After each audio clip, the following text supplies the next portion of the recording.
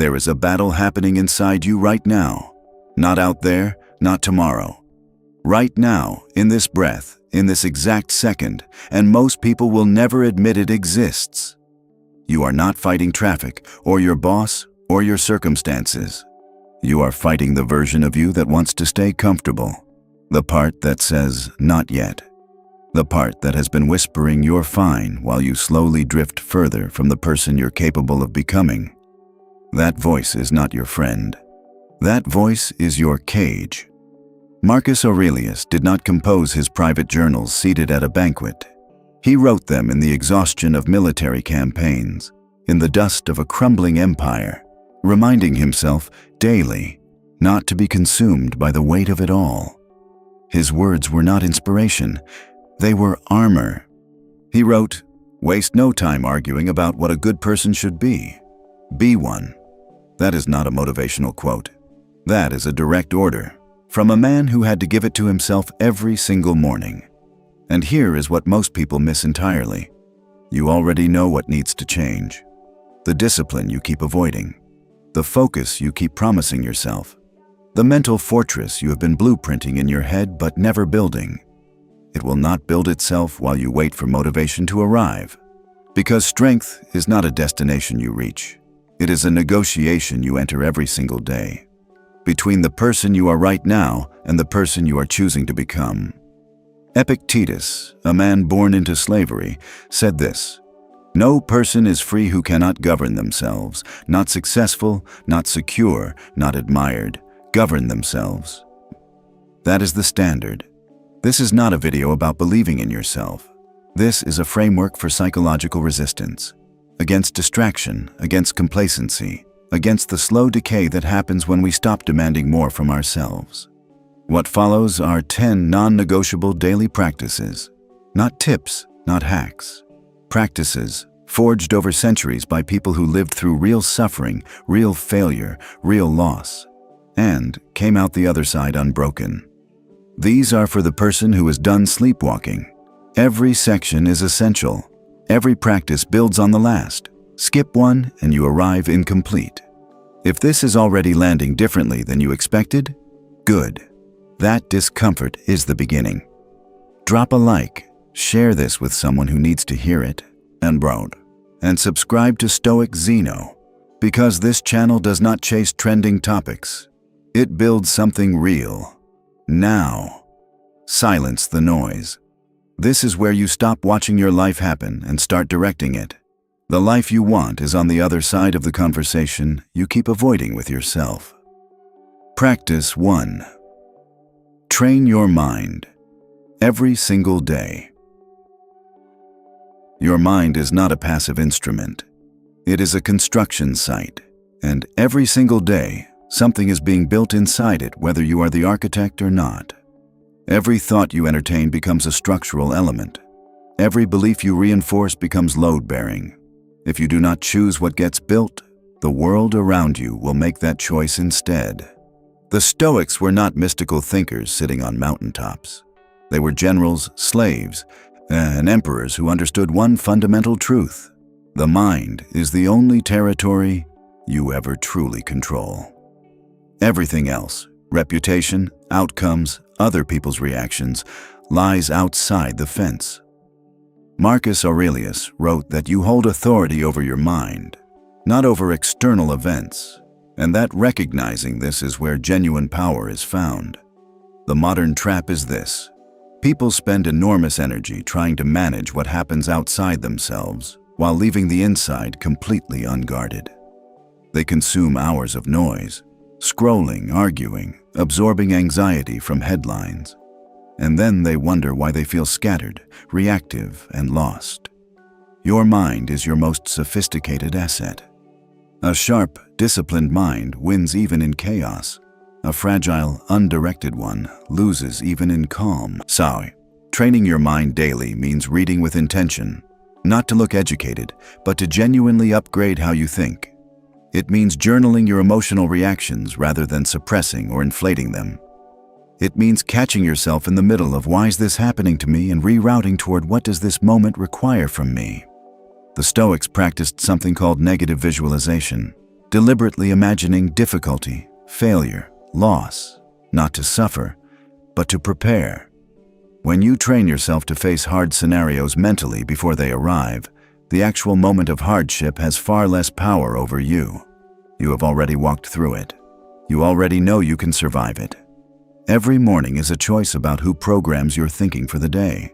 If you do not consciously choose, if you roll over, reach for your phone, and let the algorithm begin its work, you have already surrendered the first and most important territory of the day. Own your mind before anything else touches it. Remind yourself each morning, I cannot dictate what the world brings, but I can decide how I receive it. And that one distinction, practiced every day, will compound into a life that very few people ever manage to build. Practice 2. Master your emotional responses every day. Emotions are not your enemy. Emotions are data. The problem arises not when you feel things intensely, but when those feelings begin making your decisions for you. Seneca wrote that we endure far more in imagination than reality ever delivers. Most of the anguish people carry is not a response to what actually happened.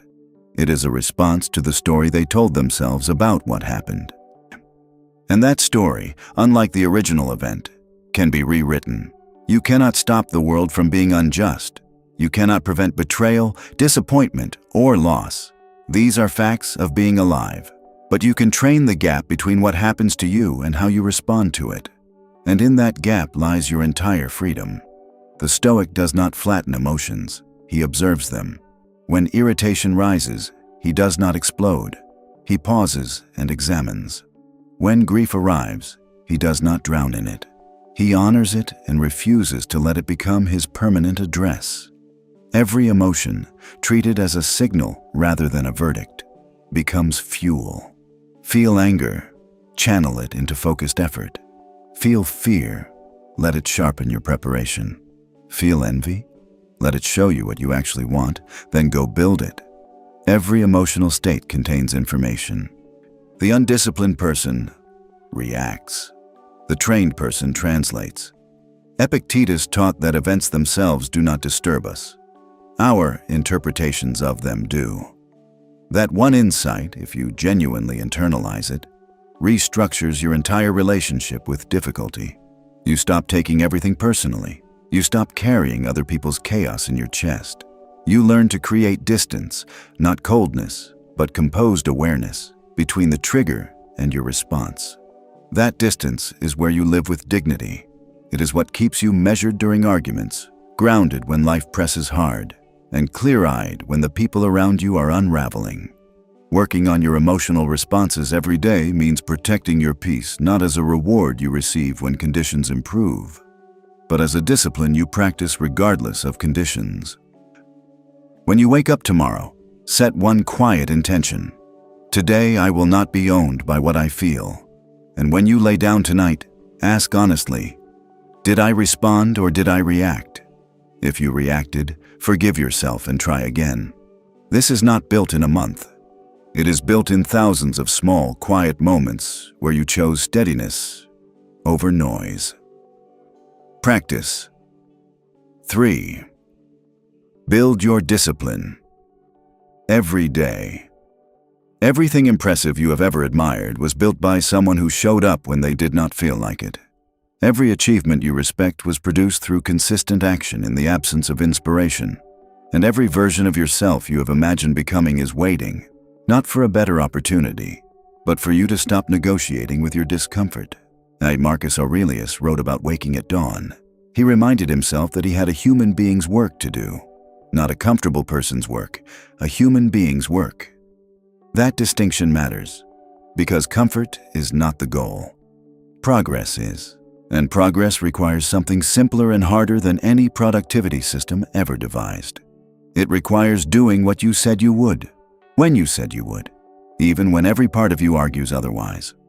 Most people wait to feel motivated before they act. This is backwards. Discipline produces motivation, not the other way around. You do not wait until you feel like training before you train. You train, and the feeling follows, or it does not, and you train anyway. The brain eventually learns that your commitments are not suggestions, and once it trusts your commands, your capacity expands in ways that feel almost supernatural. Think of discipline as the most honest love you can offer yourself. Every time you honor a commitment, no matter how small, no matter how unglamorous, you are sending a message to your own nervous system. My word means something. Wake early because you said you would. Finish the task before you rest. Sit with the hard thing instead of reaching for the distraction. These are not grand gestures. They are votes, and you are voting for a version of yourself with every single one. The Stoics understood that character is shaped by habit, not intention. If you consistently choose what is right over what is easy, you eventually stop fighting with yourself. Alignment replaces internal war. You become, quietly, the person you kept telling yourself you would become someday. Every no you say to an impulse is a yes to something larger. It is not loud, it is not immediately rewarded, but discipline is the invisible architecture beneath every person you have ever genuinely admired, and it is available to you, starting with the next decision you make. Practice 4. Clarify and return to your purpose every day. Without a clear why, every how eventually collapses. A person without direction does not simply stand still. They drift, they move. But toward comfort, toward distraction, toward whatever requires the least resistance. And comfort, unchallenged, will consume years before you notice it is happening. Marcus Aurelius wrote that a person's worth cannot exceed the depth of their ambitions. Not ambitions measured in status or income, ambitions measured in the magnitude of contribution. The growth sustained through difficulty, and the quality of presence you bring to the people and work that matter most to you. Most people live on a kind of automatic pilot. They move through routines they never chose, toward destinations they never consciously selected. The Stoic refuses this. He does not drift. He selects. He chooses growth over the sedative of convenience, and he chooses meaning over the hollow satisfaction of external approval. Working on your purpose every day does not require having your entire life mapped. It requires asking, each morning, does what I am doing today make me more aligned with who I am trying to become? If yes, continue with intention. If no, adjust. That question, asked consistently, acts as a compass. It prevents the subtle accumulation of misdirected effort that, looked back upon in a decade, becomes the source of genuine regret. The Stoics believed in living according to nature, which, for them, meant living in alignment with reason, virtue, and the unique capacities you were given. It meant doing your actual work in the world rather than the performance of it. Your purpose does not arrive as a revelation. It crystallizes through action, through attempting, failing, adjusting, and discovering what you cannot leave alone.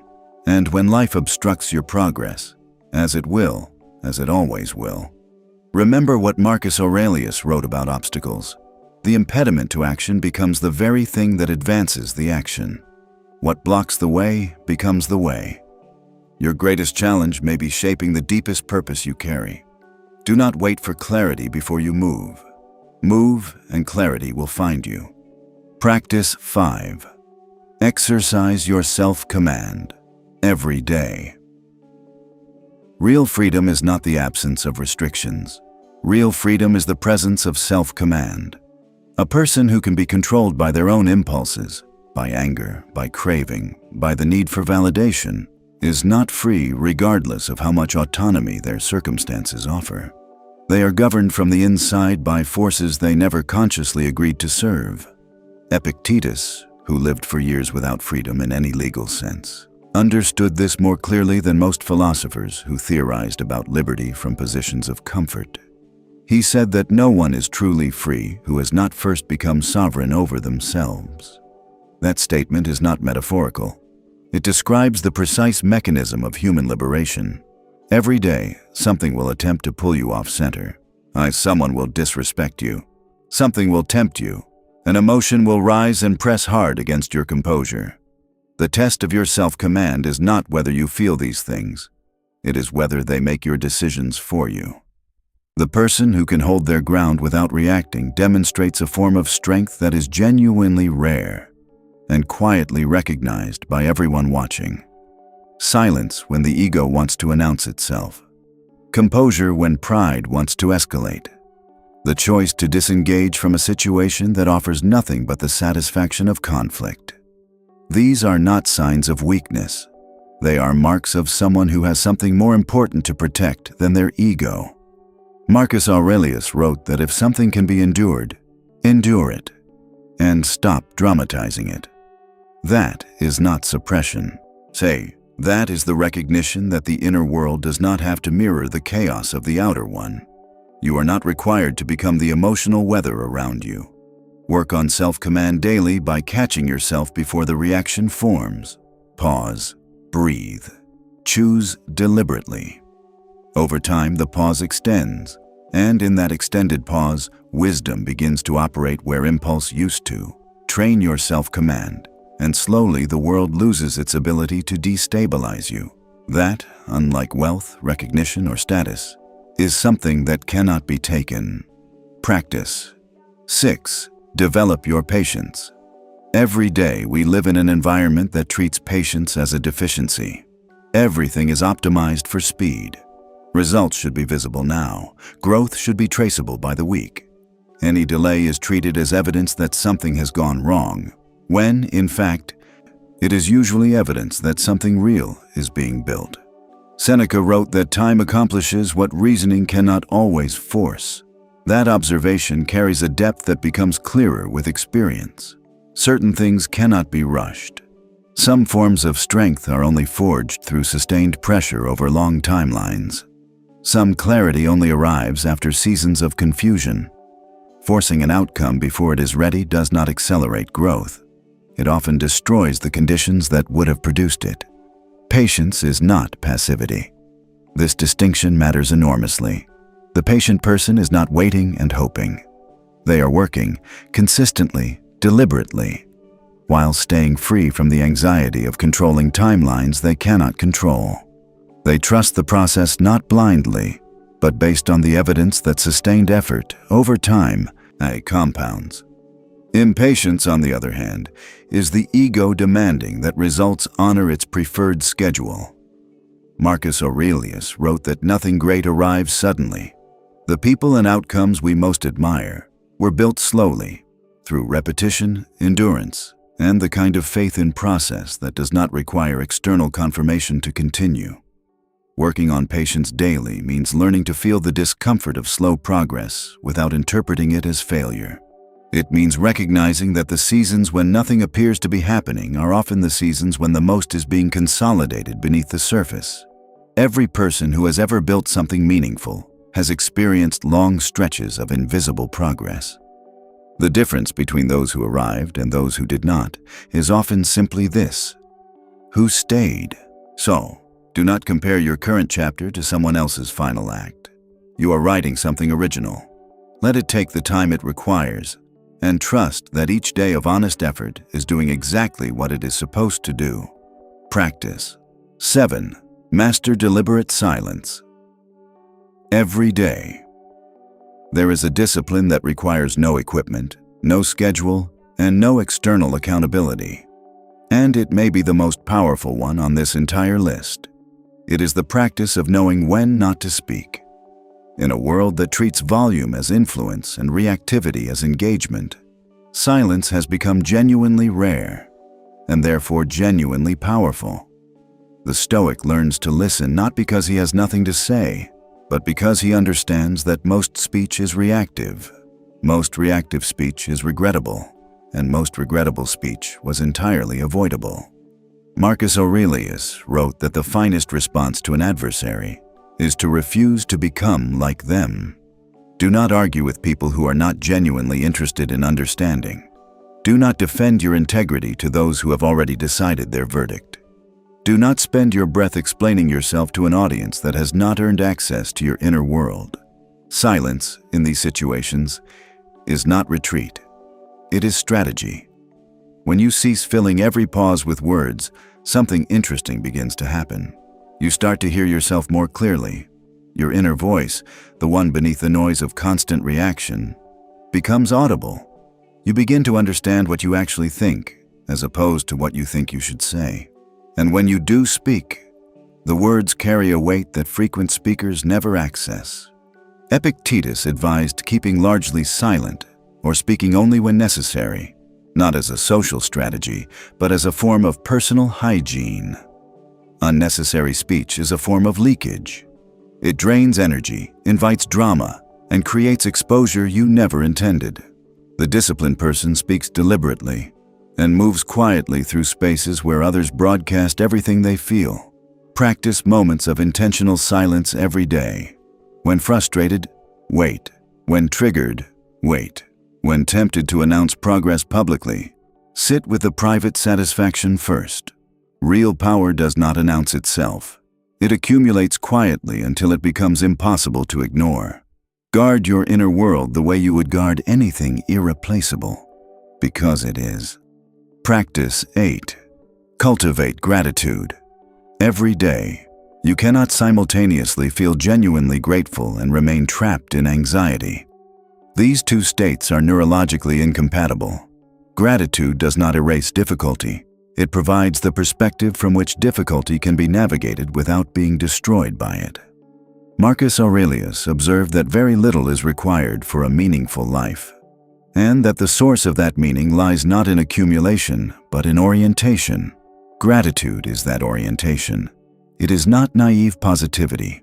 It is the disciplined practice of acknowledging what is present, what is working, what has been given, rather than cataloging only what is absent, what is broken, and what has been lost. The Stoics practiced regular contemplation of transience, not to generate sadness, but to generate attention. When you truly register that this breath, this morning, this unbroken relationship, none of it is guaranteed, you begin to experience it rather than merely pass through it. The sunrise you have seen 1,000 times becomes, momentarily, what it has always been: extraordinary. Seneca wrote that the wise person does not mourn what is absent, but takes genuine pleasure in what is already here. That is not resignation. That is the most sophisticated form of contentment available, the kind that does not require ideal conditions to operate. Begin each morning by naming 3 things that are genuinely present in your life. Not imagined future blessings, actual present ones. And close each evening by identifying one moment that deserved more attention than you gave it. This practice, simple as it sounds, begins to rewire the default architecture of the mind from scarcity to sufficiency. Gratitude also teaches humility, because it is impossible to feel genuinely thankful and simultaneously arrogant. It softens the hardness that ambition can produce. It reminds you, on the days when nothing seems to work, that the foundation beneath you is more solid than your current frustration suggests. You have already survived things that once seemed unsurvivable. You have already grown past versions of yourself you once believed were permanent. That is not nothing. That is evidence. Practice. 9. Build your character. Every day. Character is what remains when external validation disappears. It is what you do when no one is watching, when the outcome is uncertain, and when choosing correctly costs you something. Everything else, reputation, not a recognition, achievement, is downstream of it. And it is the one thing that cannot be constructed overnight or purchased from outside. Epictetus said, "First determine what kind of person you intend to be, then act accordingly without exception." That is it. That is the entire formula. The complexity lies not in understanding it, but in executing it consistently, in small, unglamorous, private moments that no one will ever applaud. Your character is tested every day in ways you barely register. Do you keep commitments when honoring them becomes inconvenient? Do you remain honest in situations where a small deception would harm no one but still compromise your integrity? Do you treat people with dignity when you hold the obvious power advantage? These are the moments of character formation, not the grand occasions, but the ordinary ones. The Stoics held virtue as the highest possible good, not success, not comfort, not recognition. Virtue. They believed that winning the world through methods that corrode your integrity is not victory. It is a sophisticated form of defeat. What is the value of any achievement if the person who achieved it cannot respect themselves in private? Work on character by examining your motivations honestly. Do you want power in order to do something meaningful, or to feel powerful? Do you want visibility to contribute, or to receive confirmation that you matter? These questions do not have universally wrong answers, but they have your answer, and knowing it makes the difference between building something real and constructing an elaborate performance. Live, as Seneca suggested, as though both your actions and your inner thoughts were completely transparent to everyone who matters to you. When your private world aligns with your public one, when there is no gap between what you project and what you are, you become genuinely unassailable. Not because you are perfect, but because you have nothing to hide. Practice. 10. Protect your inner peace. Every day, everything on this list has been building toward this. Your mind, your emotions, your discipline, your purpose, your self-command, your patience, your silence, your gratitude, your character. All of it in service of this. A durable, non-negotiable inner peace that does not depend on favorable conditions. Marcus Aurelius wrote that there is no place more peaceful, more free from interruption, than the interior of your own soul, if you have learned to furnish it properly. Not a resort, not an ideal relationship, not the right job or the right city, your own soul. The peace that endures is not a circumstance. It is a posture. Most people spend their entire lives searching for external conditions that will finally allow them to relax. A little more money, a little more certainty, a little less friction, and the conditions never fully arrive, and the peace never fully comes, and the search consumes the years that were meant to be lived. Stoicism offers a different proposal. Stop running, and build the inner world that can face whatever the outer one delivers. Working on inner peace every day means defending your mental environment with the same seriousness you would apply to any other form of security. You do not allow random people access to your home. You should not allow random provocations unfiltered access to your equanimity. Every opinion does not require a reaction. Every difficulty does not require despair. Every delay does not require panic. The Stoics achieved this through constant perspective work, returning repeatedly to the recognition that most of what distresses us is not within our control, and that our entire authority lies in how we respond to what is not. That is not resignation. That is liberation. When you stop expending energy fighting what you cannot change, an enormous amount of capacity becomes available for what you can. Peace is strength expressed quietly. It is the composure that makes others feel steady in your presence. It is the clarity that emerges when the noise finally settles. It is the ability to keep walking when everything inside you wants to stop. Not because you are numb, but because you have built something stable enough to hold you through the hard parts. Every morning, before the day makes its demands, take one full breath and tell yourself, "The world owes me nothing. I owe myself steadiness." That is your foundation. Return to it whenever it shakes. Closing. Every day you are constructing something, every single day. Whether or not you are paying attention, you are either building habits that compound into something remarkable, or you are building patterns that slowly narrow what is possible for you. The Stoics saw this with extraordinary clarity centuries ago, and the truth of it has not aged. Epictetus said, "If you want to grow, be willing to be misunderstood." Or accept that the people who are still sleepwalking will not always recognize what you are doing or why. While others pursue validation, you are pursuing transformation. And those two paths do not run parallel for long. The 10 practices: your mind, your emotional mastery, your discipline, your purpose, your self-command, your patience, your silence, your gratitude, your character, and your inner peace. Together, they do not produce a perfect life, They produce an oriented one, a life navigated with clarity, met with composure, and built with genuine intention. Every new morning is another opportunity to practice. Every obstacle is another invitation to respond rather than react. And every single moment, including this one, is an opening to choose who you are deciding to be. So build. Let your progress be quiet. Let your growth be real. And let the peace you carry speak louder than any noise the world produces.